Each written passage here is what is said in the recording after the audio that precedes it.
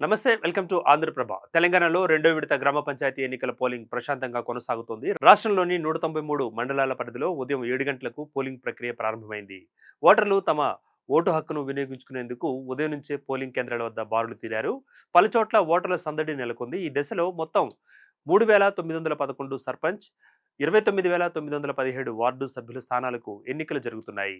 ఈ పదవుల కోసం 12,782 మంది సర్పంచ్ అభ్యర్థులు, 71,071 మంది అభ్యర్థులు బరిలో నిలిచి తమ అదృష్టాన్ని పరీక్షించుకుంటున్నారు. రాష్ట్ర వ్యాప్తంగా 38,337 పోలింగ్ కేంద్రాలలో సుమారు 57.22 లక్షల మంది ఓటర్లు తమ ఓటు హక్కును వినియోగించుకుంటున్నారు. పోలింగ్ ముగిసిన వెంటనే ఓట్ల లెక్కింపు ప్రక్రియను ప్రారంభిస్తారు. లెక్కింపు పూర్తయిన వెంటనే ఫలితాలను ప్రకటిస్తారు. అనంతరం గెలుపొందిన వార్డు సభ్యులతో సమావేశం నిర్వహించి ఉప సర్పంచ్ ఎన్నికను కూడా పూర్తి చేస్తారు. వాస్తవానికి రెండో దశలో 4,333 గ్రామ పంచాయతీలకు నోటిఫికేషన్ విడుదల కాగా వాటిలో 415 సర్పంచ్ పదవులు, 8,307 వార్డు సభ్యుల పదవులు ఏకగ్రీవంగా మారాయి. కొన్ని చోట్ల నామినేషన్లు దాఖలు కాకపోవడం, మరికొన్ని చోట్ల ఎన్నికలు నిలిచిపోవడంతో మిగిలిన స్థానాలకు పోలింగ్ నిర్వహిస్తున్నారు.